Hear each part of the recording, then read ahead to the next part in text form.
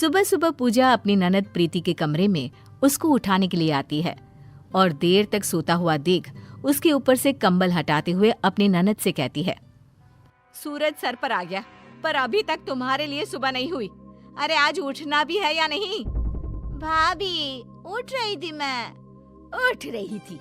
ऐसा एक भी दिन नहीं आता कि बिना उठाए तुम उठ जाओ।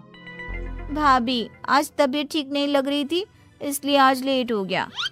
तुम्हारी तो रोज ही तबीयत खराब होती है, घर का काम जो करना होता है। ये नहीं कि भाभी पूरा दिन अकेले काम करती है तो कभी उनकी मदद करवा दूं। भाभी मुझसे जो भी होता है वो मैं कर तो देती हूँ, फिर भी आप मुझे रोज सुबह सुबह सुनाना शुरू कर देती हो। तुम्हें तो कुछ बोलना ही बेकार है। पता नहीं कब शादी करके अपने ससुराल जाएगी, पर इससे शादी करेगा भी कौन? इसके लिए तो इसी की तरह कोई बौना देखना पड़ेगा। प्रीति अपनी भाभी की बातें सुनकर बिना कुछ बोले बाहर जाने लगती है। तभी पूजा प्रीति को रोकते हुए उससे कहती है, ओ महारानी, ये तुम्हारा कंबल, इसे कौन उठाएगा? इतना कहकर पूजा वहां से चली जाती है।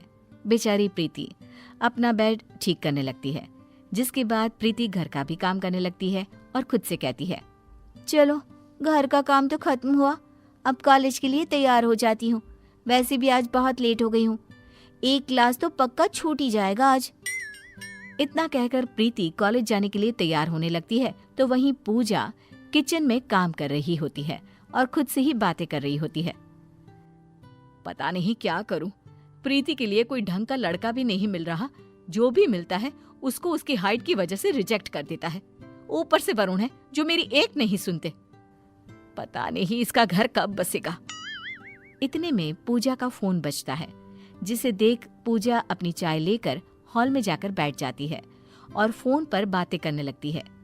प्रीति कॉलेज जाने के लिए बाहर आती है और अपनी भाभी से कहती है, भाभी मैं लेट हो रही हूँ, मैंने सारा काम कर दिया है, मैं कॉलेज जा रही हूँ। ठीक है, और सुनो टाइम से घर आ जाना, सारे कपड़े पड़े हुए हैं धोने के लिए। प्रीति बिना कुछ बोले वहां से चली जाती है और शाम को जब प्रीति घर आती है तो वो धुलने के लिए सारे गंदे कपड़े देखती है। प्रीति जाकर उन कपड़ों को धो देती है। कुछ देर बाद पूजा तैयार होकर बाहर निकलती है। तब प्रीति अपनी भाभी से पूछती है, भाभी आप इतनी रात को कहाँ जा रही हो? तुझसे मतलब? मैं कहीं भी जाऊं, कुछ भी करूं? अच्छा दरवाजा अंदर से बंद कर लेना। हो सका तो मैं रात को घर ना आ पाऊं, क्योंकि आज मैं अपनी फ्रेंड के घर जा रही हूँ। पर भाभी उस बारे में आपने भैया से पूछा? आपको पता है ना, भैया को रात में किसी का भी दूसरों के घर रुकना पसंद नहीं है। उनको और मुझे आपकी चिंता रहती है। अगर तुम चुगली ना करो तो वरुण को मैं संभाल लूंगी, पर नहीं, जितना बड़ा तुम्हारा कद नहीं उससे ज्यादा तो तुम्हें उछलना होता है। मेरी कोई लाइफ नहीं है क्या? तुम कॉलेज के बहाने और तुम्हारे भैया ऑफिस ट्रिप के बहाने घूम लेते हो, और मैं तो इस घर में ही रहती हूँ। मेरा दम नहीं घुटता क्या? इसलिए अगर मैं एक दिन अपनी फ्रेंड के साथ बाहर जा रही हूँ तो इसमें बुराई क्या है? भाभी रात को आप बिना बताए जा रही हो, कल को आपको कुछ हो गया तो मैं भैया को क्या जवाब दूंगी? कोई जवाब देने की जरूरत नहीं है। रोटी बनी हुई है, खाना खाकर सो जाना। वरुण से मैं खुद बात कर लूंगी। इतना कहकर पूजा अपनी दोस्त के साथ घूमने के लिए निकल जाती है, पर बेचारी प्रीति रोती रहती है। पूजा अपनी दोस्त के साथ घूमकर घर आती है और अगले दिन प्रीति को जब टीवी देखता हुआ देखती है तो सारे कपड़े लेकर उसके पास जाकर कहती है, सारा दिन टीवी देखने से घर का काम खत्म नहीं होता। कभी मेरे बारे में भी सोच लिया करो। अरे थोड़ी मेरी भी मदद करवा दो काम में। भाभी सारा काम तो करती हूँ, बस मुझसे जो काम नहीं हो पाता वही मैं छोड़ती हूँ। अब आपको पता है कि मैं ऊंचाई के काम नहीं कर पाती, मेरा हाथ नहीं पहुँच पाता, फिर भी आप ऐसा बोल रही हो। तो घर में सीढ़ी किस लिए है? उसका इस्तेमाल करो। और उसके बिना भी तुम कपड़े इस्त्री कर सकती हो, कपड़े धो सकती हो, खुद खाना निकाल कर खा सकती हो। ये काम तो तुम कर ही सकती हो ना? पर नहीं जी, तुम्हें तो कुछ नहीं करना। भाभी जो है सारा काम करने के लिए। उन दोनों में बहस हो ही रही होती है। तभी प्रीति के फोन पर उसके भैया का फोन आता है और पूजा प्रीति से पूछती है, किसका फोन है अब? भैया का फोन है। वरुण को कल के बारे में कुछ मत बताना। फोन उठाते हुए प्रीति कहती है, हेलो, हाँ भैया ठीक हूँ मैं, आप बताओ। भाभी कहाँ है तेरी? यहीं बैठी है, दे रही हूँ। लो भाभी फोन। हेलो, कब आओगे वरुण आप? आपको गए कितना टाइम हो गया, जल्दी आ जाओ ना बस। हाँ, मैं आ ही रहा हूँ, 2-3 में आ जाऊंगा। अच्छा प्रीति ठीक है ना? तुम दोनों की अब लड़ाई तो नहीं होती ना पहले की तरह? नहीं जी, सब ठीक है, बस आप आ जाइए। इतना कहकर वो फोन रख देती है। ऐसे ही कुछ दिन और बीत जाते हैं। एक दिन प्रीति अपनी भाभी से कहती है, भाभी मैं आज बहुत लेट हो रही हूँ, मैं कॉलेज से आकर काम में आपकी मदद करवा दूंगी। प्रीति ये सब बोल रही होती है, पर फिर भी पूजा उसकी किसी भी बात का जवाब नहीं देती और प्रीति अपनी भाभी के कमरे में जाती है, जहां वो पूजा को सोते हुए देखती है।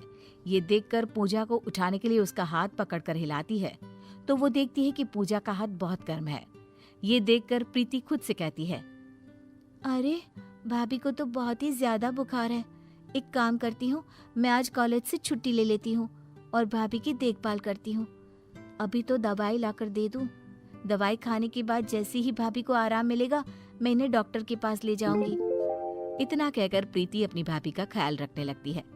भाभी उठो, दवाई ले लो। तुम कॉलेज नहीं गई आज? नहीं, आज मैं घर पर रहकर सारा काम कर लूंगी। आज ना आप आराम करो बस। पर तुम काम कैसे करोगी? तुम्हारा हाथ नहीं पहुंच पाता और आज किचन की सफाई भी करनी थी। भाभी मैं सब कर लूंगी, आप बस आराम करो। प्रीति अपनी भाभी को दवाई खिलाती है और आराम करने को बोलती है। तब पूजा कहती है, प्रीति मेरे सर में बहुत तेज दर्द हो रहा है। लाओ भाभी, मैं दबा देती हूँ। इतना कहकर वो भाभी का सिर दबाने लगती है और उसकी ये सेवा देखकर पूजा उससे कहती है, प्रीति रुक। क्या हो गया भाभी? तुम मेरे बारे में कितना सोचती हो, फिर भी मैं तुमसे लड़ती रहती हूँ। तुम्हें तुम्हारी छोटी हाइट के लिए सुनाती रहती हूँ। मुझे माफ कर देना प्रीति।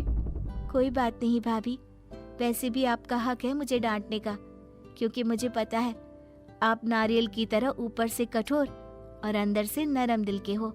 आप मुझसे माफी मत मांगो। आप जितना मुझसे लड़ती हो उससे कहीं ज्यादा तो मेरे बारे में सोचती भी हो।